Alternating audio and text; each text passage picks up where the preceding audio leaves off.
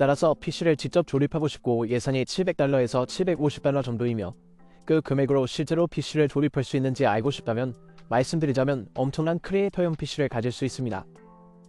어떤 부분을 선택해야 하고 어떤 부분은 선택하지 말아야 하는지 알고 싶고 예산이 $1300 정도까지 가능할까요? 글쎄요, 알아야 할 모든 것을 말씀드리겠습니다. 그리고 좋은 점은 섞어서 매치할 수 있다는 것입니다. 예산이 얼마이든 당신만의 놀라운 것을 만들 수 있습니다. 이것은 버크리에이터 PC 시리즈 일부를 위한 최고의 은행입니다. 기술 곰지에 오신 것을 환영합니다. 호키즈.com을 사용하면 저렴하고 쉽게 윈도우즈 라이선스를 구매할 수 있으며 DEN20 코드를 사용하면 추가 할인 혜택을 받을 수 있습니다. 구매를 완료하고 키를 복사하여 활성화 설정에 붙여넣습니다. 그리고 모두 끝났습니다. 또한 마이크로소프트 오피스 19 라이선스를 확인하고 추가 할인을 위해 동일한 코드 DEN20을 사용하세요. 아래 영상 설명에서 호키즈.com을 확인해보세요.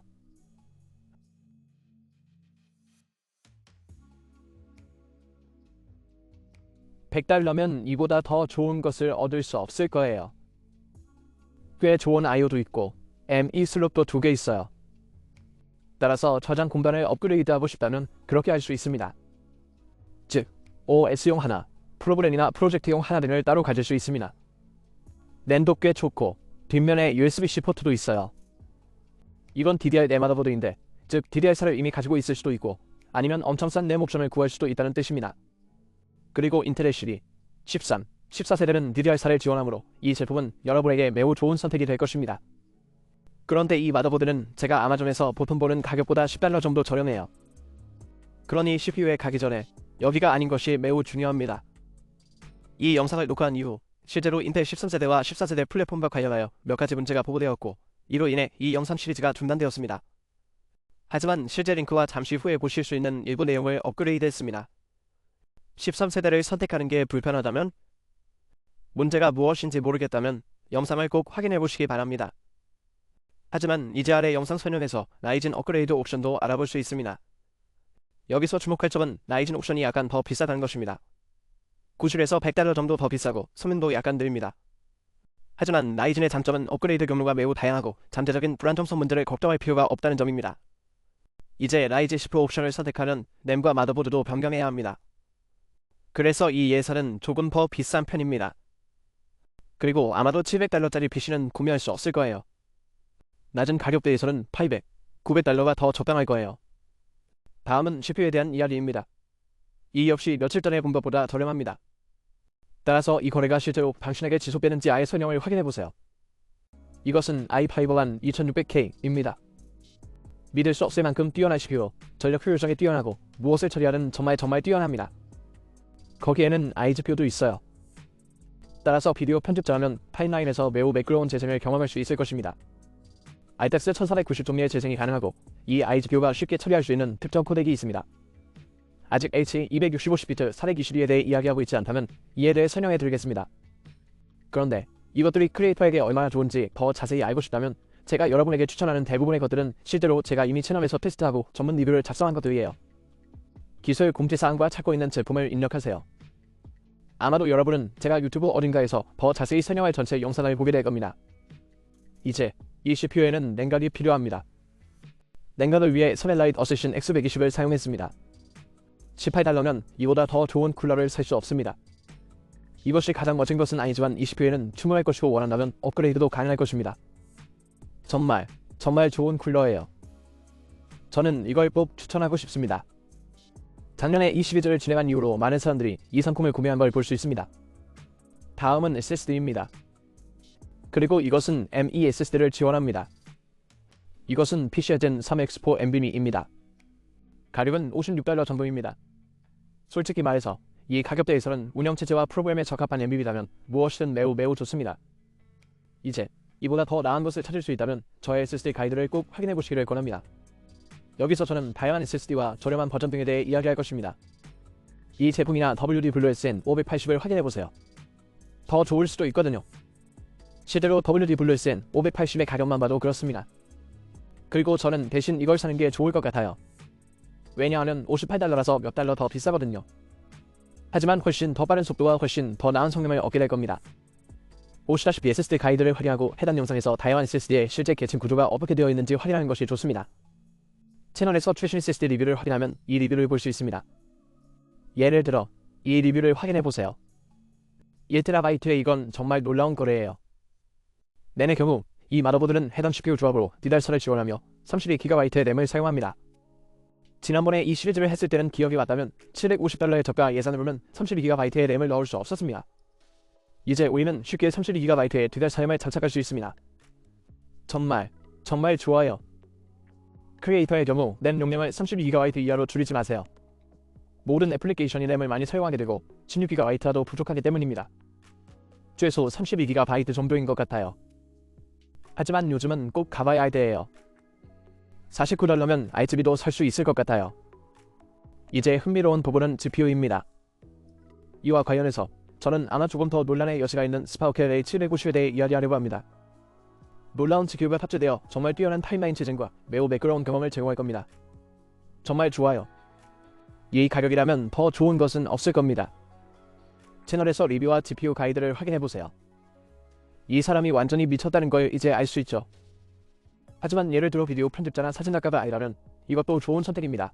디자이너에 더 관심이 있어서 3D와 꽤 비슷한 작업이 필요하다면 이 GPU는 그런 용도에는 적합하지 않습니다. 그런 경우에는 RTX 3060을 강력히 추천합니다. 그리고 저는 이 기가바이트 지보스 윈도우보스 12GB 카드를 $280 정도에 찾았습니다. 즉, 약 $30 정도 더 비싼 셈이죠. 하지만 이 녀석은 3D 측면에서 실제로 훨씬 뛰어납니다. 왜냐하면 엔비디아 드라이버가 현재 출시된 모든 3D 프로그램을 지원하기 때문입니다. 그러니 이런 것들을 하시는 분이라면 이게 여러분에게 딱 맞는 선택입니다. 만약 당신이 사진작가라 영상 편집자라면 스파우켈 카드는 가격 대비 성능이 훨씬 뛰어나고 더 나은 선택입니다. 이 3060보다는 낫지만 다른 옵션도 있다면 아마 이걸 선택할 겁니다. AMD를 선택하시겠다면 이 제품은 그 중간쯤에 있으며 3D에는 그다지 좋지 않고 비디오에는 좋지만 비디오에는 약간 단점이 있습니다.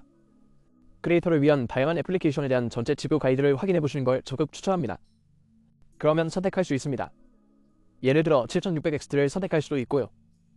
하지만 내가 선택할 수 있다면 이 두 가지 선택을 할 겁니다. 필수의 경우 소니텍 스마트 맥스일 650을 선택해보겠습니다. 현재 $60 정도 합니다. 그리고 추가로 30, 40, $50를 쓸 예산이 있다면 전원 공급 장치를 업그레이드하는 것을 적극 권장합니다. 전원 공급 장치는 전체 PC 시스템에 공급하는 순수한 주수와 같기 때문입니다. 그럼 잠시 후에 이야기할 업그레이드를 확인해보세요. 하지만 예산이 매우 부족하다고 느껴집니다. 이것은 좋은 선택입니다. 650W 1회 후에 내부의 모든 구성 요소에 전원을 공급할 수 있고 그 외 여러 구성 요소에도 전원을 공급할 수 있습니다. 5년 보증도 있어요. 그리고 이 경우 여러분은 PC가 어떤 모습이기를 원하는지 등 다양한 의견을 가질 수 있습니다. 하지만 이것이 PC의 모양을 만드는 주요 구성 요소입니다. 저는 너무 화려하거나 게임적인 것보다는 좀 더 단순하고 미니멀한 PC 케이스를 좋아합니다. 저는 55,000에서 56,000달러짜리 쓰면 S2 케이스를 선택했습니다. 매우 미니멀 보이고 320mm 펜이 이미 미리 설치되어 있습니다. 그러니 펜에 대해 추가로 비용을 지불할 필요가 없습니다. 최고이긴 하지만 이 PC로 필요한 작업을 하려면 충분한 공기 흐름이 필요할 겁니다. 그러니까 이건 꽤 좋은 사례예요. 이제 모두 합쳐서 가격을 보면 총 $725.65가 됩니다. 하지만 제가 이미 살펴본 많은 구성품들은 제가 살펴볼 때보다 약간 더 저렴했습니다. 그래서 더 많은 비용을 절약할 수도 있습니다. 그러므로 이 PC 예산은 대략 $700에서 $750 정도입니다. 이건 정말 엄청난 일이 될 거예요. 그렇다면 이 PC는 무엇을 할 수 있을까? 원하는 모든 사진을 쉽게 편집할 수 있습니다. CPU 코어는 무엇이든 처리할 수 있을 만큼 빠릅니다. 특히 CPTH 265 4.2.2 영상을 작업하는 경우 비디오 편집에 매우 적합합니다. 그것은 쉽게 통과될 것입니다. 괜찮아요. 드론 영상이나 이디그 아이와 같은 것. 오스모 3. 괜찮아요. 3D 작업을 하고 싶고 엔비디아 GPU를 사용하고 싶다면 이 역시 매우 적합할 겁니다. 솔직히 말해서 저는 700에서 $750로 얼마나 많은 성능을 얻을 수 있는지 정말 놀랍습니다. 저는 하위 예산과 이런저런 것에 대해 정말 기대가 큽니다. 고급 제품을 구입하고 예산이 무제한으로 늘어나는 저가형 제품만큼 흥미롭지 않죠. 이건 정말 미친 질이에요. 해당 자료를 받아보려면 아래 설명에 있는 링크를 클릭하세요. 하지만 이제는 업그레이드 부분입니다. 그리고 만약 1300달러 정도까지 여유 예산이 있다면 그 이상은 안됩니다. 예산이 더 많다면 두 번째 부분을 꼭 확인해보세요. 하지만 지금 당장 제가 원하는 업그레이드는 다음받았습니다. 그럼 먼저 마더보드부터 살펴보죠. 이렇게 하면 99달러 정도가 추가로 듭니다. 우리는 지거바이트 Z790 게이밍 XAX 와이파이 마더보드를 추천합니다. 이제 이것도 DDR5입니다. 따라서 이 마더보드를 사용하는 경우 램도 변경해야 한다는 점을 명심하세요. 그래서 이런 종류의 업그레이드는 섞어서 사용할 수 없습니다. 업그레이드를 하면 램도 변경해야 합니다. 나머지는 모두 섞어서 사용하면 됩니다. 이제 이 마더보드는 훨씬 더 많은 PCI 연결, 훨씬 더 많은 M.2 스토리지, 훨씬 더 나은 I/O를 제공합니다. 전면 패널 USB-C, DDR5. 따라서 전체적으로 볼 때 다른 모든 부품을 그대로 두고 램만 업그레이드 하더라도 99달러만 더 내면 아주 좋은 옵션이라고 생각합니다. 왜냐하면 앞으로 마더보드를 교체하는 건 매우 복잡하기 때문입니다. CPU나 램을 변경하거나 M.2 스토리지를 업그레이드하거나 더 추가하는 것이 더 쉽습니다. 하지만 마더보드 교체가 아마도 가장 어려울 겁니다. 그러니 나중에 업그레이드를 할 생각이 있다면 아마 마더보드를 업그레이드하는 게 좋을 듯합니다. 이는 나중에 얻을 수 있는 더 나은 업그레이드를 지원하기 때문입니다. 업그레이드와 관련하여 AMD 플랫폼을 선택하여 업그레이드할 경우 아래 설명에 AMD의 몇 가지 업그레이드 링크가 있습니다. 영상에서는 이에 대해 자세히 설명하지 않겠지만 아래 설명에서 이에 대해 알아볼 수 있습니다. AMD 업그레이드에 대한 주의점은 이제 업그레이드를 통해 1300달러 예산으로 AMD PC를 1300달러 예산으로 구매할 수 있다는 것입니다. 방금 확인한 내용입니다. 인텔은 실제로 더 클 것이다. 인텔은 7700XLD에 13600K 사이에서 더 큰 완화색을 가질 것입니다. 하지만 GPU 선택권 때문에 여전히 라이젠 플랫폼 7700X를 선택하기로 했다면 인텔 플랫폼에서 AMD 플랫폼으로 GPU를 변경할 필요가 없다는 점을 명심하세요. 여전히 AMD 플랫폼에서 인텔 퀵싱크를 사용할 수 있습니다. 그렇습니다. 이 플랫폼은 일부 비디오 편집 애플리케이션에서는 그다지 좋지 않을 수 있지만 나중에 라이젠 9000 이상으로의 좋은 업그레이드 경로를 원한다면 여전히 매우 좋은 선택이 될 것입니다. 하지만 인텔 플랫폼을 사용한다면 이 문제와 해결 방법에 대한 비디오를 꼭 확인해 보시기 바랍니다. 따라서 이 영상을 볼 때까지 안정성 문제가 발생하지 않았는지 확인하세요. 인텔이 마이크로 코드를 업데이트했고 안정성 문제는 해결되었을 가능성이 큽니다. 다음은 CPU 업그레이드입니다. 저는 i5 13600K로 업그레이드하고 싶습니다. 이건 차세대이고 13600K를 사용하면 실제로 좀 더 나은 메모리 지원을 받게 될 겁니다. 더 빠른 램도 지원합니다. 하지만 CPU 전체도 더 빨라질 겁니다. 이건 물론 CPU예요. 그리고 다시 한번 말씀드리지만 이걸 봤을 때보다 가격이 저렴하다는 걸 알 수 있어요. 이 CPU의 247달러는 정말 미친 가격입니다. 아이폰 때문에 잘못된 정보를 얻지 마세요. 저는 이 i5 배치, 이 i5가 놀랍다고 생각합니다. 이 제품은 i9 11세대나 10세대보다 훨씬 뛰어나며 이전 세대 i9의 소명을 완전히 압도합니다. 글쎄요, 12900K가 더 나을 수는 있겠지만 11세대와 사이전 모델이 더 나은 건 아닙니다. CPU 업그레이드는 이전 마더보드에서도 지원대로로 원하는 대로 조합해서 사용할 수 있습니다. CPU를 업그레이드하면 단일코어와 멀티코어, 클럭 속도가 더 빨라져 사진, 비디오 편집 애플리케이션은 물론 3D 렌더링과 디자인에서도 선명히 향상됩니다. 그러니 업그레이드 여부는 귀하의 선택에 달려 있습니다. CPU를 13600K로 업그레이드하는 경우 쿨러도 소매 타입을 서스신 120세 CPU 쿨러로 업그레이드하는 것을 적극 권장합니다. 정말 놀라운 CPU 쿨러입니다. 제가 CPU 쿨러 테스트를 한번 살펴보면 33달러에 얼마나 좋은 성능을 보이는지 알 수 있을 겁니다. 이건 미친 짓입니다. 이제 냉각 시스템을 100% 업그레이드할 필요는 없습니다. 원한다면 이전 쿨러를 계속 사용할 수는 있지만 해당 냉각 방식을 사용하면 특정 작업 프레임에서 어려움을 겪을 수 있습니다. 그러니 냉각 장치도 업그레이드하는 게 좋을 것 같아요. SSD 업그레이드를 원한다면 카우데이어 Z440을 추천합니다. 우리는 PC의 젠 4 드라이버와 중간 범위의 젠 4 드라이버를 사용하고 있지만 이것은 일반적인 Z440이 아닙니다. 이것은 매우 고성능 테라바이트 쓰기 사양의 SSD입니다. 업그레이드하기에 아주 좋은 옵션이며 가격도 너무 비싸지 않습니다. 1TB에 76달러에 불과합니다. 이제 저는 WD-WSN 580을 드라이브 중 하나로 남겨둘 것입니다. 저는 카우데이어를 프로젝트 드라이브로 옮기고 SN580을 운영체제 드라이브로 옮기겠습니다. 저는 SS를 상당히 빠른 드라이브에 넣고 싶기 때문에 이렇게 라벨을 붙였지만 이 드라이브에서 프로그램을 실행한다면 프로젝트 드라이브처럼 크고 대용량의 에셋과 순차적 읽기 측면에서 프로그램이 드라이브에 많은 부담을 주지 않으므로 괜찮을 것입니다. 그래서 저는 이런 식으로 하고 싶습니다. 나래를 붙이세요. 좋은 점은 Z440 대신 보조 드라이브를 구입하고 싶지 않다면 SN580을 구입하면 된다는 것입니다. 그러면 아무런 문제가 없습니다. 그러면 안 $15에서 $16 정도 더 절약할 수 있을 거예요. 이걸 볼 때는 가격에 따라 달라집니다. 이제 저희 마더보드가 DDR5를 지원하므로 크리에이터로서 바로 64GB로 업그레이드하는 걸 적극 권장합니다. $1,300면 실제로 예산에 맞출 수 있어요. 여기 코어세어 엔진, DDR5, 64GB, 초당 5200MB 전송 속도. 이게 훨씬 빠르고 훨씬 더 많습니다. 만약 여러분이 크리에이터이고 영상 편집, 사진 편집을 한다면 32GB를 채우는 것은 매우 쉽습니다. 64GB라는 훨씬 더 여유로운 용량이죠. 여러 개의 프로그램을 열어둘 수 있습니다. 프리미어 프로를 열고 동시에 미디어 인코더로 내보낼 수도 있습니다. 어도비 제품이나 다른 프로그램을 사용하고 있다면 64GB를 사용하는 것을 적극 권장합니다. 32GB를 채우는 게 얼마나 쉬운지 상상도 못하실 거예요. 그러니 그 마더보드에서 DDR5로 업그레이드할 때 실제로 32GB를 사용할 이유가 없습니다. 아마 64GB로 바로 바꿀 것 같아요. 그 예산이면 가능하거든요. 하지만 그것은 당신의 선택입니다. 좁은 벌한 것을 얻을 수도 있습니다. 하지만 32GB로 갈 경우 비용 대비 효율이 가장 좋지 않습니다. 용량은 절반이어도 가격은 절반이 아니거든요. GPU 업그레이드를 위해서는 인텔 아웃 H770을 추천하고 싶습니다. 물론 반드시 GPU가 훨씬 더 비싼 것은 아니지만 펄함은 2배나 더 많습니다. 16GB 펄함이 $279에 판매되다니 지금으로선 이 정도일 듯. 정말 놀라운 거래네요. 이는 사진작가와 영상작가에게 매우 좋습니다. 3D로 작업하는 경우 3D에 그다지 좋지 않으며 많은 3D 작품을 지원하지 않습니다. 따라서 3D 제작자라면 3060을 선택하는 것이 좋습니다. 그리고 3060에서 업그레이드하는 것은 추천하지 않습니다. 이 예산에도 매우 좋을 것 같아요. 하지만 비디오와 사진 편집자에게는 좋은 기회일 겁니다.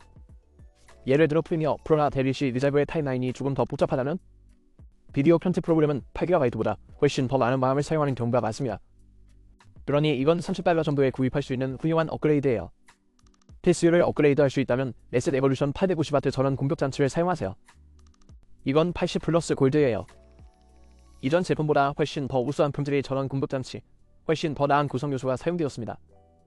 네, 약 $40 정도 더 비싸지만 PCI 5.0 케이블도 제공됩니다. 따라서 나중에 40 시리즈 GPU로 업그레이드하고 GBV 고전력 커넥터 하나만 필요한 경우입니다. IS 3.0 및 PCI 5.0과 호환되기 때문에 이미 지원하고 있어서 매우 좋습니다. 그리고 전력 효율성도 더 뛰어납니다. 따라서 이 기능을 사용하면 실제로 더 많은 비용을 절약할 수 있습니다. 전력 낭비가 적고 추후 업그레이드 가능성도 더 높기 때문입니다. 케이스를 업그레이드하는 것은 실제로 꼭 필요한 것은 아니지만 좀 더 나은 품질을 원하고 $20을 더 쓸 수 있다면 이 케이스에 초점을 맞춘 프레칼 디자인을 정말 좋아합니다. 완전히 검은색이에요. 매우 최소한입니다. 측면에 강화 유리가 있어서 내부 구성 요소를 살펴볼 수 있습니다. 하지만 $81에 불과해요. 실제로 $69부터 시작하는 옵션도 몇 가지 있어요. 이건 RGB 펜과 관련된 거예요. 그럼 이거 좀 보세요. 매우 저렴하고 보기에도 좋고 프레칼 디자인이에요. 제품의 품질이 매우 좋습니다. 그러니 케이스를 업그레이드하고 싶다면 이제 모든 추가 비용을 지불하면 총 $1246가 되는데 $520가 더 듭니다. 예산이 더 많다면 두 번째 부분을 보기 전까지는 더 높은 옵션을 선택하지 마세요. 말이 안 통하거든요. 따라서 $1300까지의 예상이라면 저는 이런 종류의 믹스 앤 매치 업그레이드를 선택할 것입니다. 어느 것을 선택하든 믿을 수 없을 만큼 훌륭한 PC를 얻게 될 것이고 이 중 어떤 것을 사용하게 되어 매우 기쁠 것입니다. 이제 아마 여러분은 이 영상을 보면서 이걸 어떻게 만드는지 모르겠다고 생각할 겁니다. 어떻게 설정해야 할지 모르겠어요? 아래 설명에 빌드 가이드와 설정 가이드를 남겨두었으니 가이드를 단계별로 따라가며 직접 빌드할 수 있습니다. 이전에 PC를 조립한 적이 없더라도 이 지침만 따르면 방법을 알 수 있습니다. 이제 약간 다른 GPU 마더보드를 사용하고 있을 수도 있지만 헤더는 정확히 같은 위치에 있습니다. 작동 원리는 똑같습니다. 그러니 가이드를 따르기만 하면 됩니다. 수백 명, 심지어 수천 명의 사람들이 있습니다. 솔직히 말해서 이런 가이드를 따르는 사람들이 수십만 명이고 그들 스스로 PC를 조립했습니다. 그러니 많은 사람이 이미 해봤다면 여러분도 할 수 있습니다. 아래 설명의 링크를 따라가세요. 필요한 건 다 거기에 두고 갈게요. 이 영상이 마음에 드셨다면 좋아요 버튼을 눌러주시고 구독하지 않으셨다면 구독해주세요. 다음 영상에서 만나요. 두 번째 부분이 곧 나올 예정입니다. 안녕.